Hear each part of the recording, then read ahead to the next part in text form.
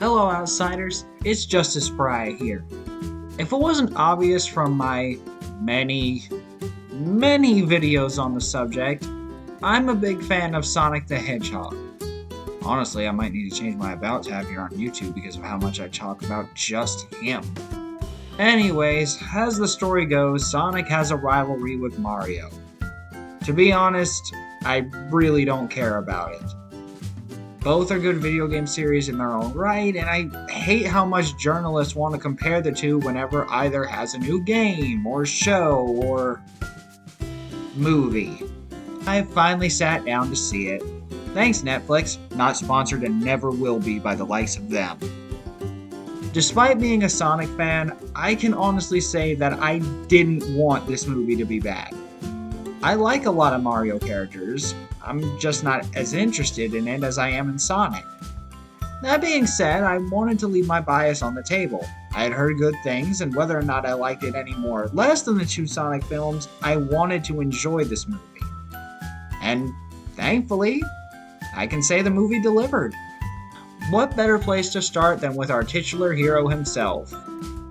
Mario is Mario. That much I can say. He's a plumber, he has a brother named Luigi, he has family issues. Okay, actually that's a new one. Thank you for giving Charles Martinet the attention he deserves here, by the way. Anyway, I think you can see what I'm getting at with Mario in terms of character. He doesn't really have much in this film. To be fair, I think that's something Shigeru Miyamoto purposely designed with the character, but it doesn't make him a super compelling protagonist for a film. In fact, most characters kind of suffer from this choice. Donkey Kong is just an angry rival for the most part, who may want the same thing Mario does at one point. Toad is just there. Seriously, he joins the quest but then contributes nothing to the plot. Princess Peach is hinted to have something more to her, but for the most part, she's just a girl with a plan. Even Luigi, my personal favorite Mario character, doesn't have much going on besides being afraid and missing his brother. Although admittedly that does play a part in the ending of the movie, but it feels like there could have been more work put into this climax. There is one character who absolutely steals the show. The Koopa King himself, Bowser. Jack Black does a phenomenal job bringing this character to the big screen, and I was always invested whenever he was on screen.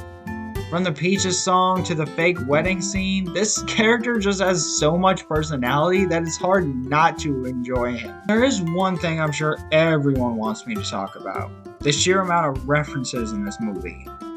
Personally, I prefer my references to add to the content and plot in some way, like the wedding scene referencing Mario Odyssey. Otherwise, they're just going to go over the heads of your average movie viewer. The point is that while it is cool to see these things, you can't just make references for the sake of including something to get brownie points with fans. Especially when it can make the movie feel bloated. Speaking of which, I feel the need to mention that one of the problems with this movie is just how much is crammed into those 90 minutes. We have Bowser, Cranky and Donkey Kong, Mario training with Peach, the intro where Mario and Luigi are just plumbers that kinda doesn't tie into the plot, and you have to tie all of that into a bow in 90 minutes. This can mean that some characters get sidelined or just not getting any development whatsoever, which feels a little disappointing.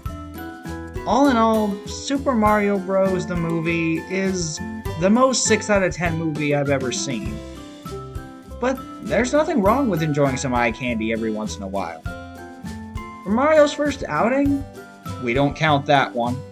I think this film is fine, and I think they can definitely repeat the success again next time. So thank you for watching, everyone. Have a God bless day. But before you guys leave, can someone please tell me what on earth is up with this star thing that just wants to die? Seriously, what is this thing?